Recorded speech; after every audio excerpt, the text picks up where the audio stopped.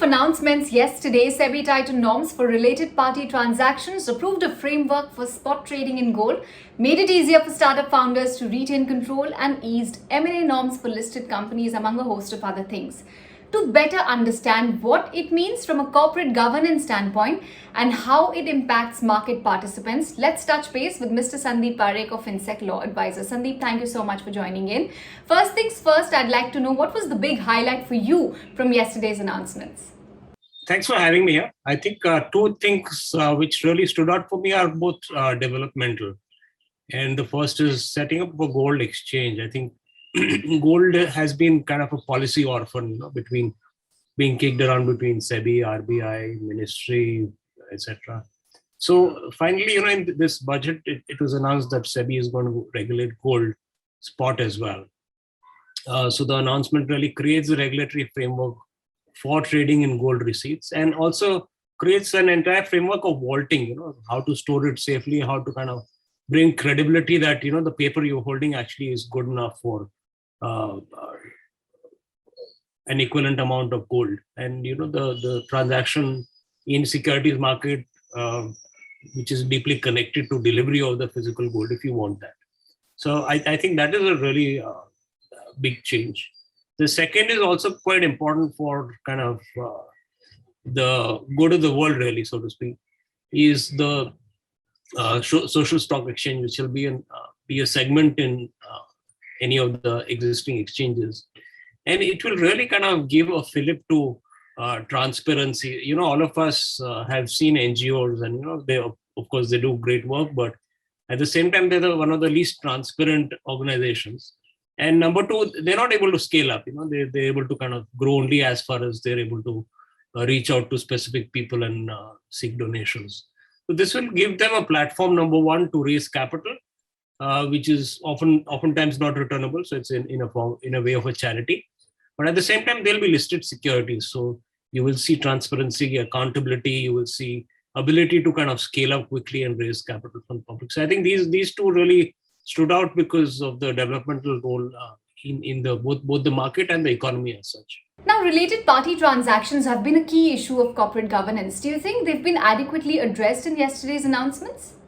Broadly, since 2013 Companies Act came, there has been a spate of requirements, and I'll just give you, generically speaking, is number one, the requirement of disclosure of all related party transactions. And again, definitions have been tightened over time. Secondly, there is a requirement of audit committee.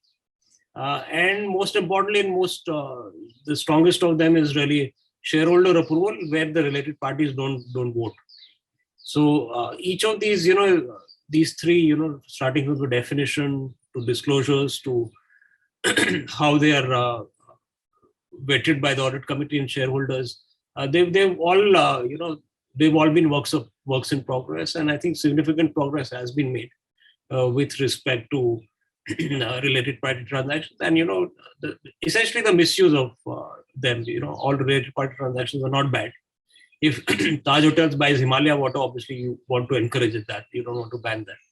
So to kind of allow the kosher transactions to go through and not permit the kind of abusive, as they call them, related party transactions, I think it's a step in the right direction. Sandeep, SEBI has made it easy for acquirers to delist target companies post-acquisition. Currently, of course, we know if an acquirer has to make an open offer to shareholders, even if it gets 90% shares, it can't delist, because current rules mandate the acquirer to first bring down shareholding to 75% before starting the whole delisting process. How does that change now with the new announcements? They've actually really kind of eliminated or reduced the contradiction in the law, which is, if you see the press release, the press release itself mentions it.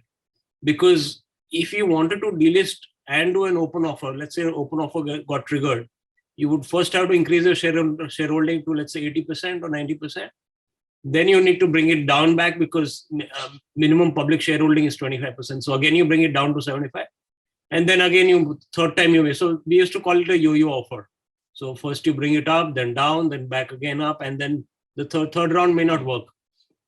So this makes it kind of sensible, not just for the company and the promoters who want to delist, but also for the investors, because they have a very clear, transparent, and they get two prices: one price for the open offer and a second higher price for delisting. So if they're able to cross 90% threshold in terms of shareholding, then the delisting will succeed.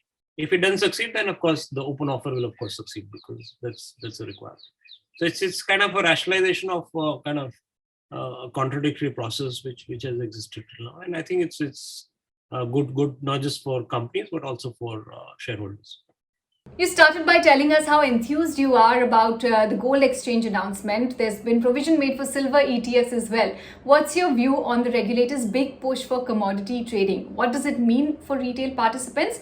And more importantly, Sandeep, do you think there's enough appetite? The history of gold ETFs is probably like 15 years old.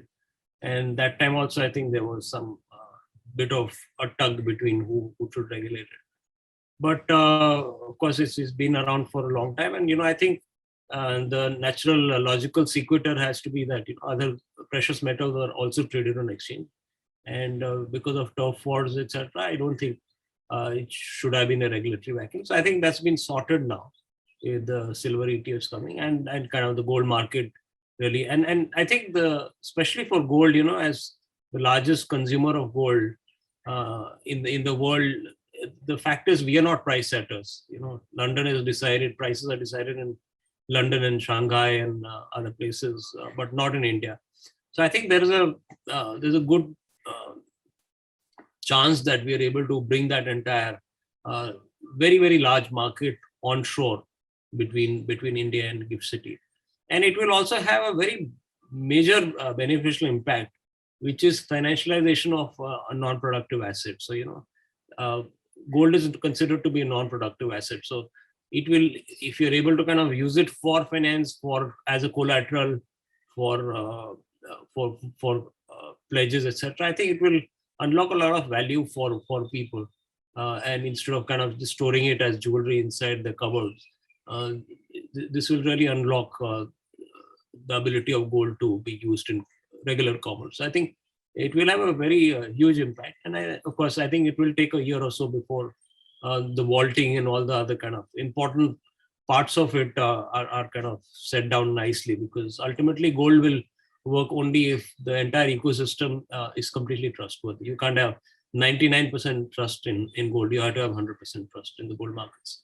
So I see that coming in a few months, if also.